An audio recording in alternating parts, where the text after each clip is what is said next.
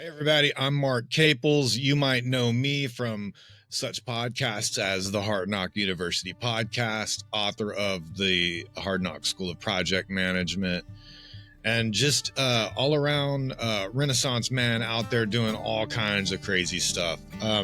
This is a new podcast series that I'm going to call Obviously Wrong with Mark Caples, where I'm going to shoehorn in all of the stuff that just doesn't really quite fit in the Hard Knock School.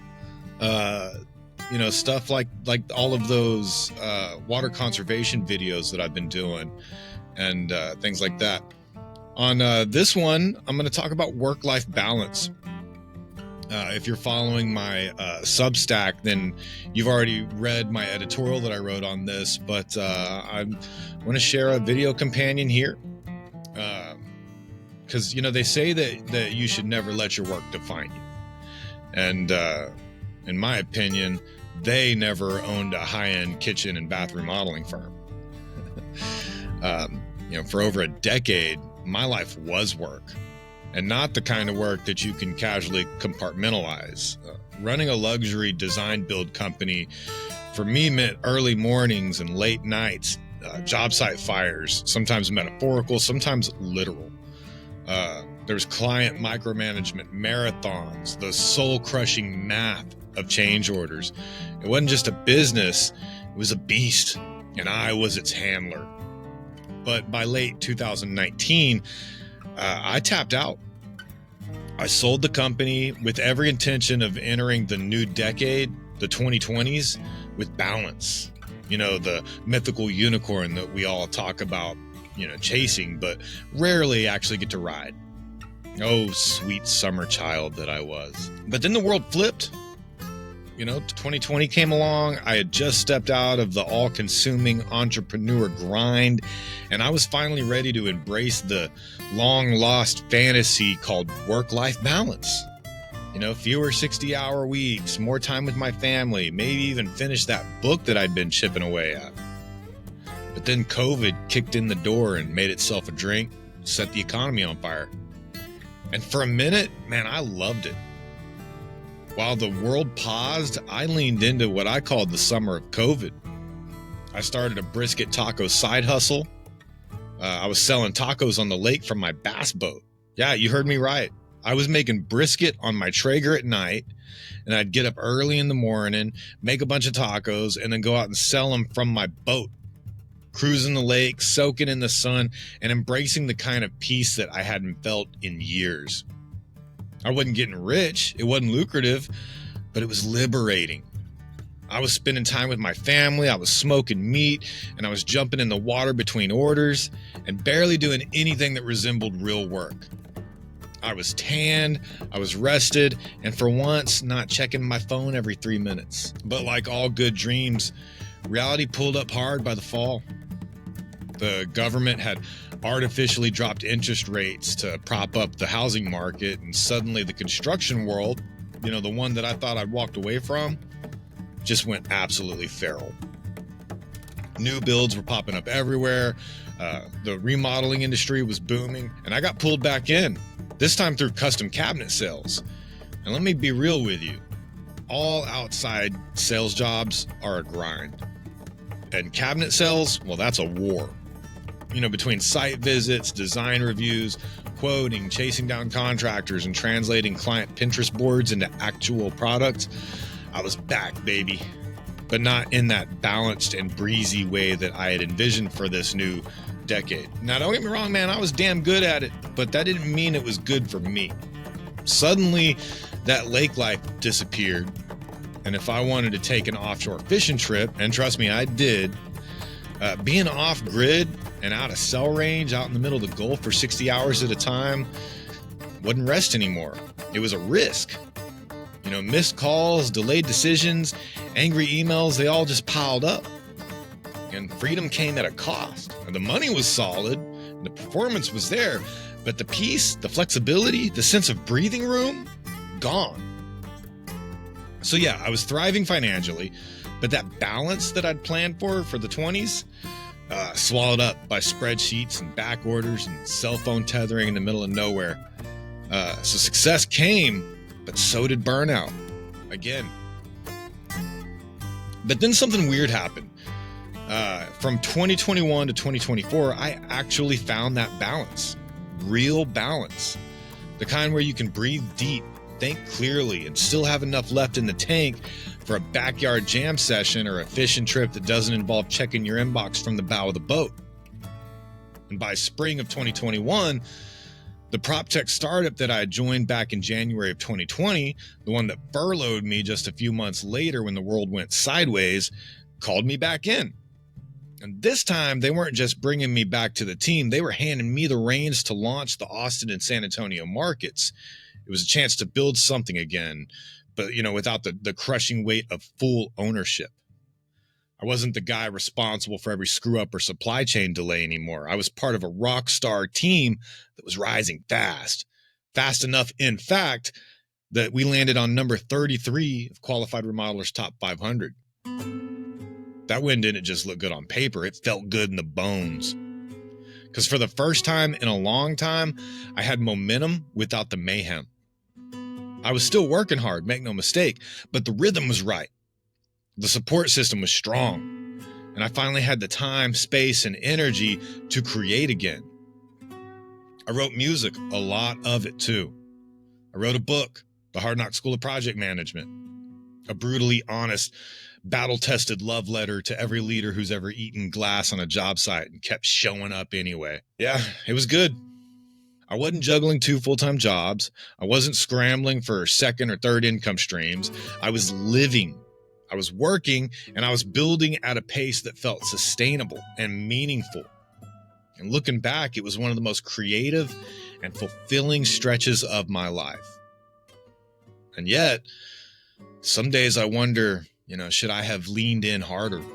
Should I have doubled up, built something else, chased another stream of income while the skies were clear? Because now, in 2025, the tide's turning again, and fast. We're in a whole new economy now. New regime, new realities. Inflation's not just something that you read about on Substack. It's in your receipts. It's in your rent. Your quiet panic at the pump. The market's tight. Projects are slowing down. Everyone's watching the horizon for the next storm cloud. No one has time for yoga or sourdough starters anymore. But let's talk about why things feel different now.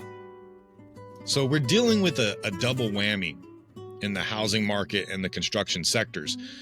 You've got labor shortages driven by the deportation-heavy immigration policy that we're dealing with these days, and then supply shocks from a renewed tariff war that's torpedoed global shipping. Let's start with labor. The Trump administration's crackdowns on undocumented labor, particularly in construction-heavy states like Texas and Florida, have gutted an already struggling workforce. According to the National Association of Home Builders, more than 30% of the U.S. construction workforce is made up of foreign-born workers.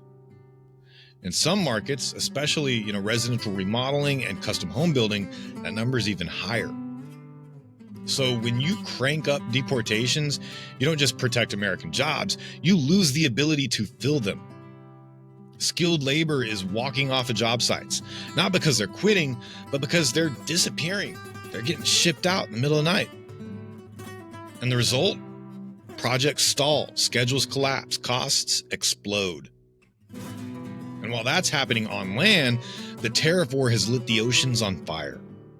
Recent trade policy shifts have ignited new tariffs on everything from cabinets and aluminum to lumber and appliances and anything essential for manufacturing components. Countries are retaliating and the port activity has plummeted. So back during COVID, container ships just weren't allowed to dock. They were just kind of stuck out there in the bay. Just stay out there. Don't bring any kind of diseases onto the mainland. But now they're not even leaving port. Maritime shipping volume on key trade lanes like the Trans-Pacific has fallen harder than it did during the 2020 lockdowns. According to Freightos and Drury shipping indexes, Asia-US West Coast capacity has dropped by nearly 50%. The Wall Street Journal recently reported a twofold slowdown compared to the worst of the COVID port closures. At least then, the bottleneck was onshore, but now the goods aren't even moving. And guess what industry that hits first? Housing, construction, remodeling. Cabinet lead times are back to 10 to 16 weeks. Appliance shipments, they're just MIA. Builders are burning budget just to keep projects upright. Everyone's recalibrating and reordering and repricing. So here we are, working more, heavier, sometimes longer. And honestly, I find comfort in the hustle. Not because it's easy, but because it's necessary. The downtime I had a few years ago was beautiful. It was creative and soul-nourishing. But this season, this busier, messier, back-to-the-wall grind, it has purpose.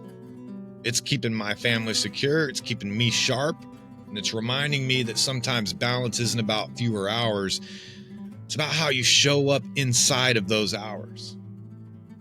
And yeah, these days, showing up means keeping both hands on the wheel because the storm isn't coming. It's already here.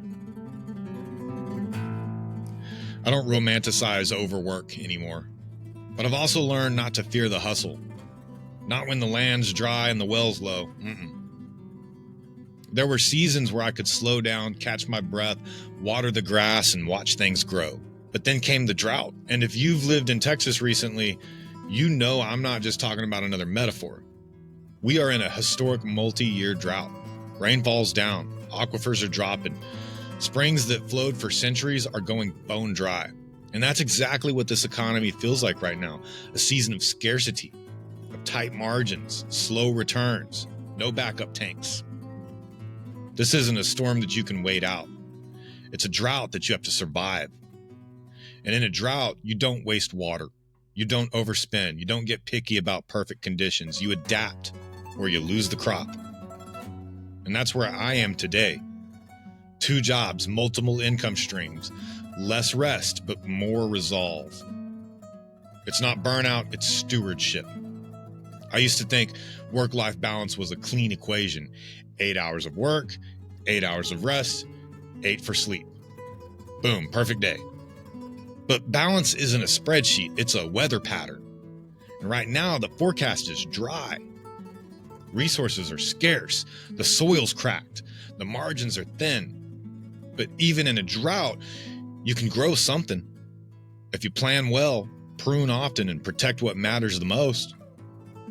So no, this isn't the season for ease or excess. It's the season for grit. For watering your roots, not your ego. For cutting the fluff and keeping what feeds your soul and your family. Because this drought, it's not your fault. But you got to figure out how to survive it. And that's all on you. So the truth is that hard times are coming for everyone. We can't spin like it's 2021. We can't plan like it's 2019. And we definitely can't keep pretending that that old playbook still works. We're entering a season that calls for discipline, foresight, and maybe even a little old school grit. And I don't say that lightly. Back in the day, I used to brag about my work ethic. I wore exhaustion like a badge of honor. First one on the job site, last one to leave. Missed birthdays, that's part of the grind. No vacation, man, I'm just building the dream. I thought if I worked harder than everyone else, I was winning. And the truth is, I was just trying to justify a lopsided life. But now I see that work ethic doesn't have to mean, being a martyr. It just has to mean showing up when it counts, even when it's hard, especially when it's hard. And friends, this is the time. So here's my advice from one builder, one survivor, one dad trying to hold it all together. My advice to you, tighten your purse strings. Stop impulse buys. Cancel the subscriptions that don't feed your future. Build margin wherever you can. Financial, emotional, spiritual. If it doesn't serve you, strip it down to the studs and remodel it. Work when you need to and rest when you're able. But don't mistake comfort for safety. Right now, the safe thing is the hard thing. And above all, don't waste a minute wishing things were easier, because they won't be. Not anytime soon. Not without effort. Not without all of us stepping back into the ring. And I'll be honest, the time for perfect work-life balance has passed, at least for now. But the time to rebuild America, to roll up our sleeves and knock the dust off the old work ethic, get after it with intention and humility, that time is here. Let the influencers keep their 4-hour work weeks. We've got wells to dig, homes to fix. We got a culture to rewrite. We got kids watching. We got communities depending on us. And a country that needs more builders and fewer bystanders. So lace up, show up. Let's get to work. Because balance may be seasonal, but resilience is forever. Stay dangerous, stay disciplined, stay grounded. Hard knocks, big laughs, epic wins. This has been Obviously Wrong. I'm Mark Caples, father, builder, project manager, chaos navigator. I'm rooting for you guys.